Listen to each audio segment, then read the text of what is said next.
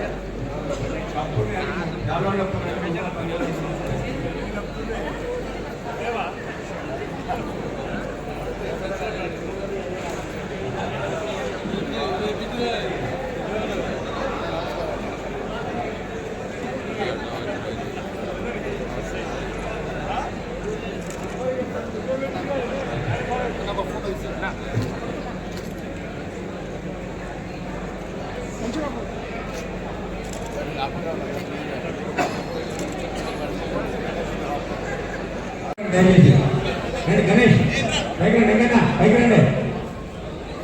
ఆ అభ్యర్థిని ఖచ్చితంగా ఈ సమయంలో మనం ఉన్నట్టు ఉండి భారీ మెజార్టీ గెలిపించాల్సిన ఆవశ్యకత ఎంతైనా ఉంది. ఎందుకంటే ఇదివరకు మనం బీజేపీ అభ్యర్థిని గెలిపించుకున్నారు.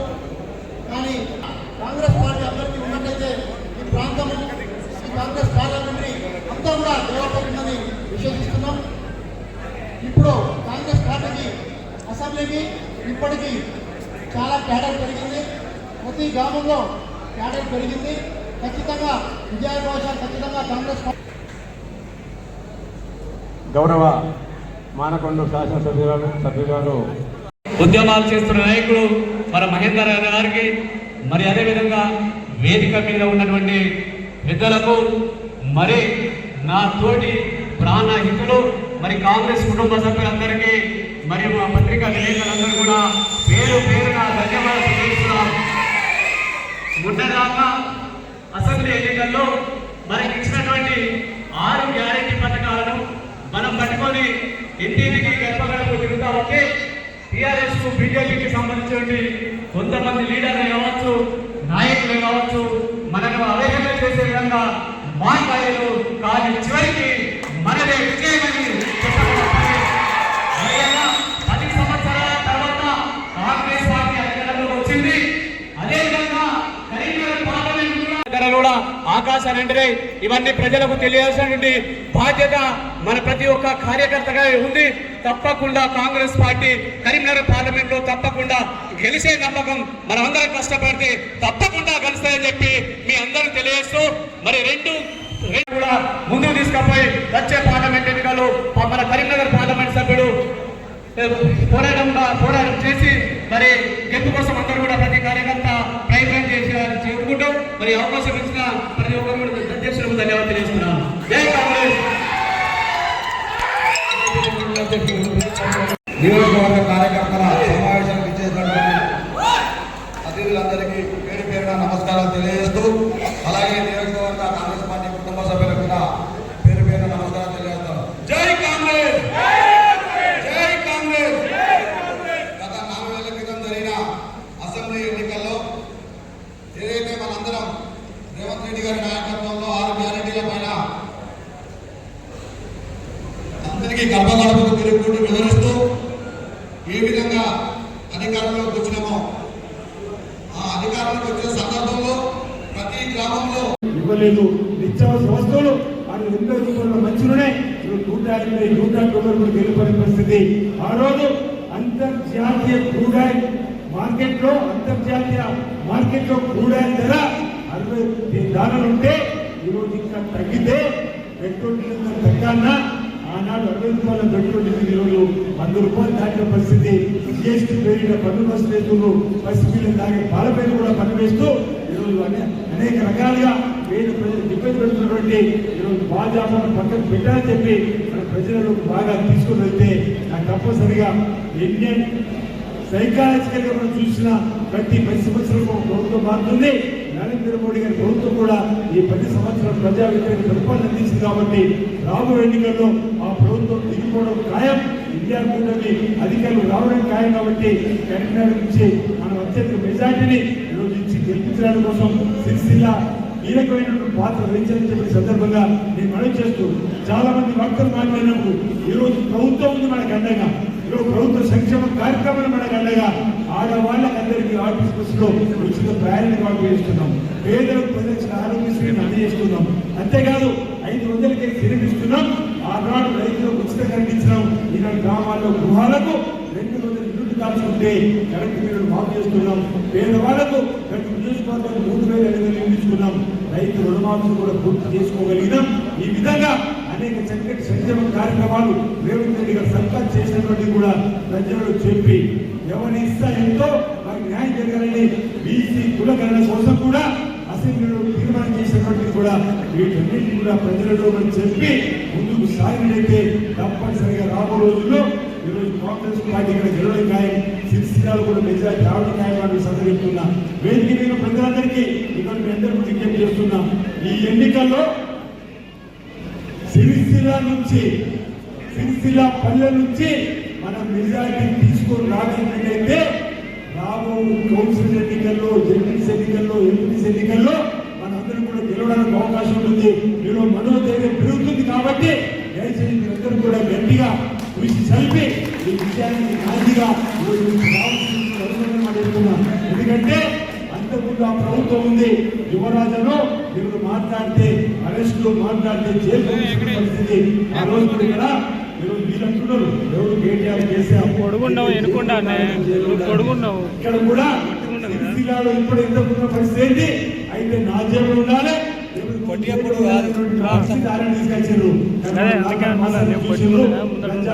తీసుకొస్తున్నాం. ఆయన వచ్చినా గౌరవ మంత్రి గారు వచ్చినా ఈరోజు ప్రజలందరూ కూడా కలవడానికి కోసం అవకాశం ఇచ్చేటువంటి ఏర్పాటు చేసినటువంటి ప్రభుత్వం మళ్ళీ ఉండాలంటే ఈ ఎన్నికల్లో మంచి మెజార్టీ రావాలని చెప్పండి ప్రజల్లో మీరు చెప్పండి. ప్రజల ఆలోచన కూడా మారింది. ఈరోజు బారాస అయిపోయింది, భాజపా 10 సంవత్సరాల వైఫల్యం ఉంది కాబట్టి ఈసారి ఆల్టర్నేటివ్ గా కాంగ్రెస్ పార్టీ వైపు వస్తున్నటువంటి ఆలోచన ఉంది కాబట్టి దయచేసి వేదిక మీద పెద్దలు ఇక్కడ ఉన్నటువంటి ప్రతి కార్యకర్త కూడా రాబో ఎన్నికల్లో కాంగ్రెస్ పార్టీ అభ్యర్థి విజయానికి ఈ రోజు రేపు కాంగ్రెస్ పార్టీ అభ్యర్థి కూడా అధికారికంగా ప్రకటన రాబోతుంది. వచ్చిన అభ్యర్థిని మనందరూ కూడా గట్టిగా కృషి చేసి గెలిపించుకోవాలని చెప్పే సందర్భంగా మేము అందరూ కూడా మనవి చేస్తూ నేను అనేక సందర్భాలు కూడా చెప్పినాం. రాజన్న సిరిసిల్ల జిల్లా అభివృద్ధి ఎక్కడ ఆగదని కూడా చెప్పినాం. ఎన్నికలు ఈరోజు కోరుంది కాబట్టి చెప్పదలుచుకున్నాం కానీ రాజన్న సిరిసిల్ల జిల్లా అభివృద్ధి ఎప్పటికి ఆగది, ఎక్కడ ఆగది, ఎవరికి ఏ సమస్య ఉన్నా ఆ సమస్యను పరిష్కరించే బాధ్యత మేము తీసుకుంటాం. మాట ఇచ్చినాం, ఆ మాట వెళ్ళిపోతున్నాం. ఎక్కడ ఏ సమస్య ఉన్నా ఆ సమస్యను పరిష్కారం ధ్యేయంగా పనిచేస్తున్నాం. ఖజానా పెట్టి ఖజానా పైసలు కూడా చేసి ఈ రోజు నేతన్నలకు ఇబ్బంది, రైతులకు ఇబ్బంది, ప్రజలకు ఇబ్బంది చేసినటువంటి కలుగుతున్నటువంటి ఈ బీఆర్ఎస్ పార్టీ నాయకులే మాట్లాడుతున్నటువంటి మాటలు మనం పోతా ఉన్నాం. మనది ధార్మిక క్షేత్రంగా, కార్మిక క్షేత్రంగా, కార్మిక క్షేత్రంగా మన ప్రాంతం వెలుసుకుంటున్నటువంటి సందర్భంలో ఈరోజు బండి సంజయ్ గారు ఏ దేశంలో ఒకసారి ఆలోచించమంటుంది. ఎంపీగా కాకతీయ టెక్స్టైల్ పార్కులు పార్టీ రాష్ట్ర శాఖ అధ్యక్షులుగా ఉండి నరేంద్ర మోడీకి అత్యంత దగ్గరగా ఉందని చెప్తూనే ನೀವು సిరిసిల్లాలో 25 మరమక్కల ప్రాంతంలో టెక్స్టైల్ రాకుండా ఇతర జిల్లాకు పోయినామంటే ఇది నీ ఫెయిల్యూర్ అవునా కాదా తెలిసి ఆలోచించబోతున్నాం. ఈరోజు వినోద్ కుమార్ మనం అడుగుతున్నాం. అంతెందుకు ఈరోజు పక్కనే ధార్మికంగా వేమూరు రాజనాలయం ఉంది. ఏ రోజున టీఆర్ఎస్ పార్టీ ఏటా 100 కోట్ల ఇవ్వలే. కనీసం బండి సంజయ్ గారన్నా ఈరోజు ప్రసాదైన పత్రం ద్వారా తీసుకొచ్చి నిధులు ఇచ్చిరోని అడుగుతున్నా. పక్కన రామపాలెం చేసి సంతోషపడుతున్నాం. కానీ ఈ నియోజకవర్గంలో రాజన్ నాలయం ఉంది, అందరి నాలయం కొండగట్టు ఉంది. ఎందుకు ప్రసాద్ పత్రం ద్వారా కొండగట్టు ఈ రాజన్ నాలయం వేలాడు నిధులు తీసుకురావాలంటే ఇది బండి సంజయ్ పేరు కాదని అడుగుతున్నా. ఈరోజు ఇక్కడ కార్మికులకు సంబంధించినటువంటి టెక్స్టైల్ రంగం ఆ వరంగల్ తల్లిగూడెం కార్మికులైనటువంటి ఈ ఇద్దరికి బాధ్యత ఉందా లేదా ఆలోచన చేయవలసి కోరుతున్నాం. ఈ రోజు మార్కింగ్ కాపీ చేస్తున్నారు. ఈ రోజు నేను అడుగుతున్నా, మేము ఇంతకు ఉన్నటువంటి కష్టాలు ఉన్నటువంటి కార్మికుల దగ్గర ఎదురాలని అడుగుతున్నాం. ఎన్నికల ముందు వచ్చేటువంటి నాయకులు కాదు, ఎన్నికలు ఉన్నా లేకున్నా ప్రజలు కష్టాలు అంటే వారి ఇంట్లో ఉన్నటువంటి పరిస్థితులను వారిని గుర్తించబడిన సందర్భంగా ఈ కోర్టు రైతులకు విజ్ఞప్తి చేస్తున్నా, దయచేసి రైతులకు విజ్ఞప్తి చేస్తున్నా, ఈ ప్రభుత్వం పైన విశ్వాసం ఉంచండి. ఈ ప్రభుత్వం వచ్చేంత 4 మాసాలు కూడా రాష్ట్ర ఆర్థిక పరిస్థితుల్లో ఎందుకు చెప్పినాం, అయినా కొన్ని సందర్భాలు కలిసి రాకపోవడం వల్ల ఆలస్యం జరిగింది. ఇప్పుడే ఈ సభ జరుగుతుంటే ఒక శుభవార్త కూడా రావడం జరిగింది. ఎందుకు కూడా బహుశా తెలిసి ఉంటుంది, ఎవరికి కూడా ఇలాంటి ఇబ్బంది కాపాడుకునే బాధ్యత బాధ్యత తీసుకుంటాం మాట్లాడే సందర్భంగా అవకాశం కల్పించినాడు. సిరిసిల్ల మొట్టమొదటిసారి వచ్చినాడు. కాంగ్రెస్ కుటుంబ సభ్యులతో కలిసిన ఆనందంలో పోలీసుల ప్రమేయం వద్దని నేనే స్వయంగా జరిపితే నేనేదో చేయడానికి తప్పు చేసినట్టు పెద్ద వీడియోలు తీసి టీఆర్ఎస్ పార్టీ మొత్తం దుకాణం ముందు పెట్టి నన్నేదో దుష్ప్రచారం చేసే ప్రయత్నం చేసింది. నేను మళ్ళీ చెప్తా ఉన్నా, ఈరోజు పోలీసుల ప్రమేయం ఉత్తరం లేకుండా నా కుటుంబ సభ్యులుగా కాంగ్రెస్ పార్టీ నాయకత్వాన్ని స్వేచ్ఛగా కలుసుకుని వేదిక మీద ముందుకు పోతే సంస్కృతి కొట్టే విధానం అంతే తప్ప దాన్ని కూడా పాత్రికేయుల సమస్యలు చూసిన ఆరోజు అంటే ఏది కూడా జీర్ణించుకోలేకపోతా ఉన్నారు.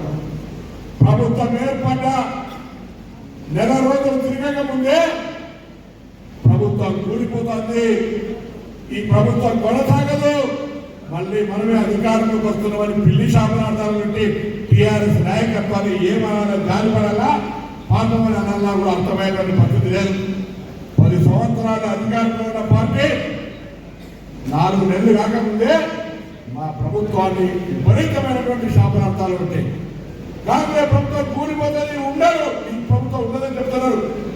దమ్ముంటే కాంగ్రెస్ లో ఒకసారి టచ్ చేసి చూడమని చెప్పారు. నియంతృత్వానికి వ్యతిరేకంగా ప్రజాస్వామ్యం కావాలని ఎన్నుకోబడ్డ ప్రభుత్వం ఇదే. ఈ ప్రభుత్వాన్ని టచ్ చేసి చూడమని చెప్పినాం. ఊరికే మాటలకి మాట్లాడేటువంటి వీళ్ళు ఇలా వాళ్ళ పార్టీ పార్లమెంట్ అభ్యర్థులు కూడా మేము పోటీ చేయలేము, మాకు ఈ పార్టీ యొక్క అవినీతి పార్టీ, టెలిఫోన్ ట్రాఫిక్ పార్టీ, ఈ లిక్కర్ స్కామ్ పార్టీ, ఈ ల్యాండ్ స్కామ్ పార్టీ మాకు వద్దు అని అభ్యర్థులు విడ్డాయి వారికి వస్తుంటే మీకు కూడా నిర్మించాలని ఆలోచన చేసుకోండి. 10 సంవత్సరాలు అధికారంలో ఉన్నది, 3 నెలలు కూడా కాలేదు, కుప్ప కూలిపోయిపోయింది. 10 ఏళ్ళు ప్రతిపక్షంలో ఉన్నా కొట్లాడిన అధికారంలోకి వచ్చిన అందుకే చెప్పారు మొదటి దయచేసి అసెంబ్లీలో ఓడిపోయిన భయం అవసరం లేదు. 282 పోలింగ్ స్టేషన్ ఉన్న ఈ సిరిసిల్ల నియోజకవర్గంలో కూడా 100కు పైగా పోలింగ్ బూత్లలో కాంగ్రెస్ పార్టీ గెలిచింది.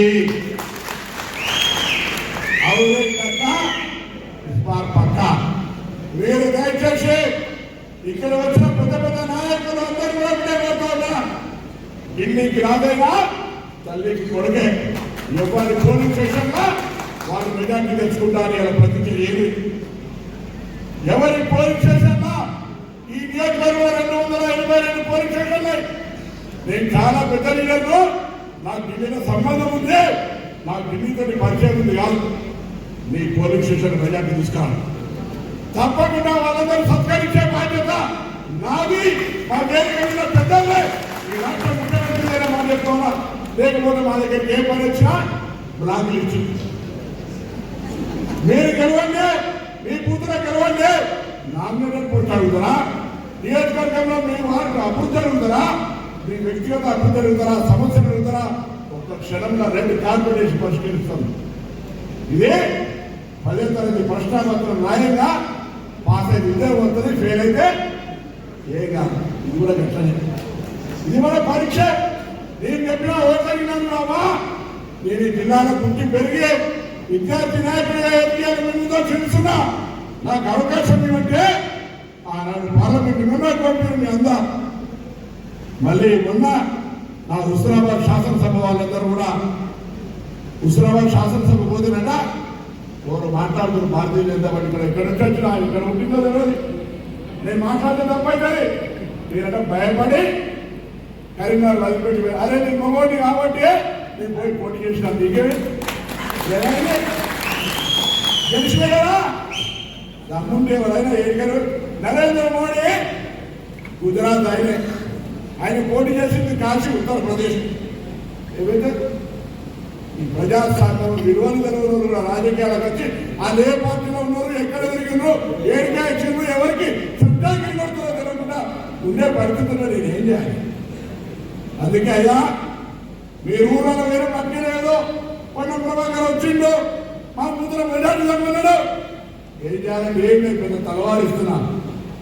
తలవారు అనుకోని శ్రీరామ్ సేవన్ రైతు అనుకోని ఇంకా 47 అనుకోని. ఎందుకంటే ఇవాళ కాంగ్రెస్ పార్టీ 2004 నుంచి 2014 దాకా అధికారంలో ఉన్నవాడు కూడా ఒక్క హామీ అమలు చేయకుండా లేదు, అన్ని హామీలు అమలు చేసినాం.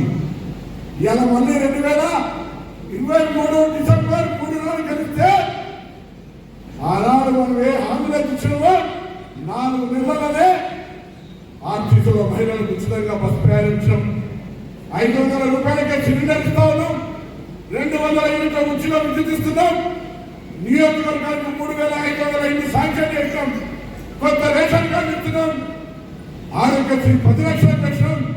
మన ముఖ్యమంత్రి గారు చెప్పిన ధైర్యంగా ఊళ్ళలో గల్లా వీరేశ్వరి ఆగస్టులో 2 లక్షల రూపాయల రుణమాఫీ చేస్తామని చెప్పి. అంతేకాదు వర్షాకాలం వచ్చే వర్షాకాలం పంటలకు 500 రూపాయలు బోనస్ ఇచ్చే ప్రభుత్వం కాంగ్రెస్ లో చెప్పండి. అరే ఇంతకు ముందు ఎవరైనా ధైర్యం ఉంటే కాంగ్రెస్ ప్రభుత్వం 2004-05లో ఈ దేశంలో 70,000 కోట్ల రైతు రుణమాఫీ చేసిన ఘనత కాంగ్రెస్ ఉంది. ఇవాళ టీఆర్ఎస్ పార్టీ చేసిందా? బీజేపీ చెప్పింది రెట్టింపు ఆదాయం ఇస్తాం, రైతులకు పెన్షన్ ఇస్తామన్నారు. 3 నల్ల చట్టాలు తెచ్చి రైతుల ప్రాణాలు తీసుకున్న ఈ పార్టీ రైతుల గురించి ముసలి కట్టి నడుస్తుంటే దయచేసి రైతులకు ఇవాళ చైతన్యం చేయాల్సిన అవసరం ఉంది. మొన్నటి దాకా 40 కిలోలకు 5-6 కిలోల చొప్పున అదనంగా దొరికినటువంటి పరిస్థితి. మనం ఇవాళ ఎక్కడ కూడా అదనం చూపకు లేకుండా రైతులను కాపాడే విధంగా చర్యలు తీసుకుంటా ఉన్న మన ప్రభుత్వం. ముఖ్యమంత్రి గారు స్పష్టంగా చెప్పినారు, ఎక్కడ కూడా అదనం చూడడం మాటే లేదని మనం చెప్తాను. ఆ విధంగా రైతులకు సంబంధించి అది రుణమాఫీ కావచ్చు,